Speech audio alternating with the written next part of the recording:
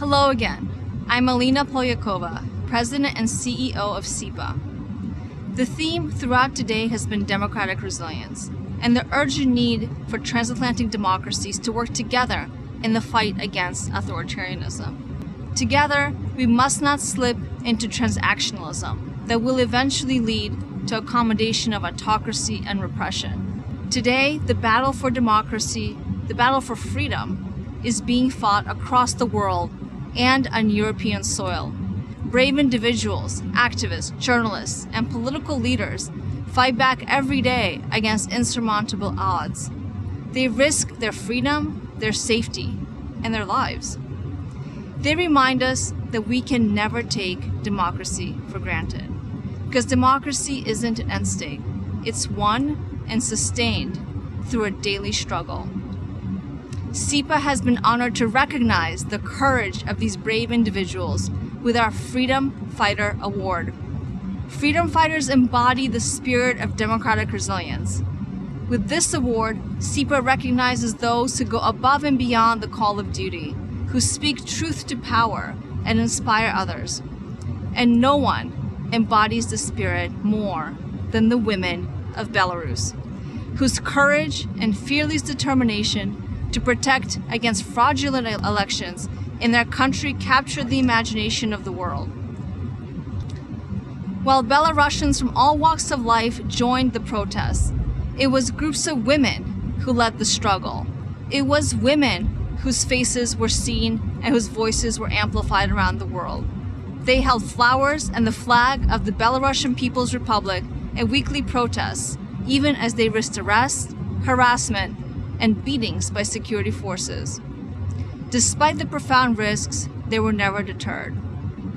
And we are particularly honored to have with us Sviatlana Tsikhanouskaya, leader of a democratic Belarus, to accept the Freedom Fighter Award on behalf of all the women of Belarus. Ms. Tsikhanouskaya experienced the brutal repression of Alexander Lukashenko's dictatorship firsthand. She ran for president against an unjust regime, an election that she would have won. Today, she is in fact the rightful, democratically elected leader of Belarus, but one who must live in exile to continue the fight for democracy. Ms. Tsikhanouskaya has become a beacon for democracy activists around the world who've been inspired by her vision and her words. She has rallied the world in support of her country and reminded us what the fight for democracy truly means. On behalf of all of us at CEPA, thank you, Sviatlana, for your courage and leadership, and for joining us at the 2021 CEPA Forum to accept this award. The floor is yours.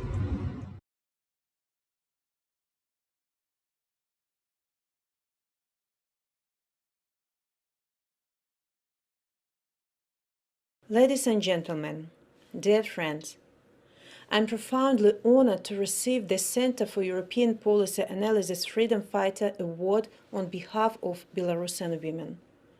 This is the second time that the Freedom Fighter Award is given to those who fight for freedom in Belarus. Last time, it was our Lithuanian friend Linas Linkevičius. This is a precious sign of support from the international community. But the fight is far from over yet. Last summer and autumn, the streets in Belarus were filled with hundreds of thousands of protesters. The regime responded with violence. Since August 2020, more than 36,000 people have gone through administrative arrests. At least 10 people lost their lives in our struggle.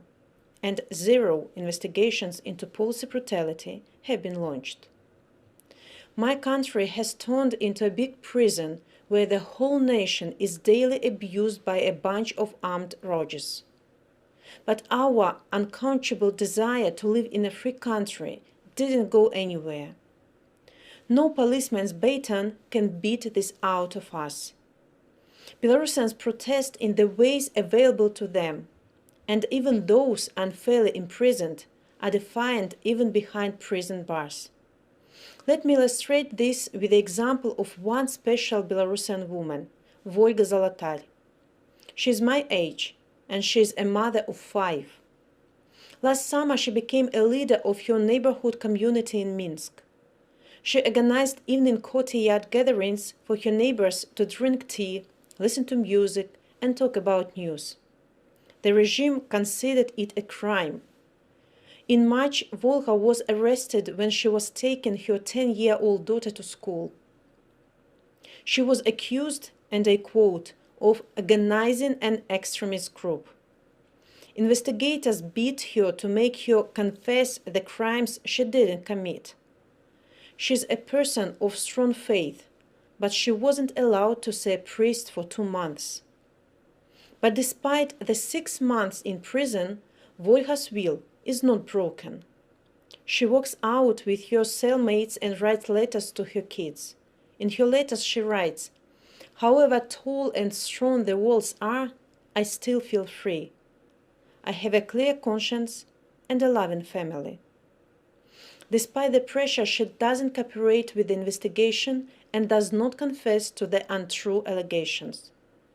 This is what fighting for freedom truly means. The story of Volga Zolotar is just one among 667 other recognized political prisoners. 75 of them are women, and these numbers are growing daily. Those are the people that I would like to dedicate this award to. We have a responsibility to make sure that the 5 kids of Volga see their mother free as soon as possible. We must not lose focus. So I urge the democratic community to adopt assistance programs to Belarusian civil society, in particular to human rights defenders, media, and activists. We must make sure sanctions are enforced and loopholes are removed. We must not permit trade of political prisoners. Volga's family should know that her freedom is not a bargaining chip. We must be brave and united in defending the values that the struggle of Belarusians embodies: freedom and democracy. Even behind prison bars and facing extraordinary pressure, Volga stands in defiance to dictatorship. So our actions should be up to this high standard. Thank you for your attention.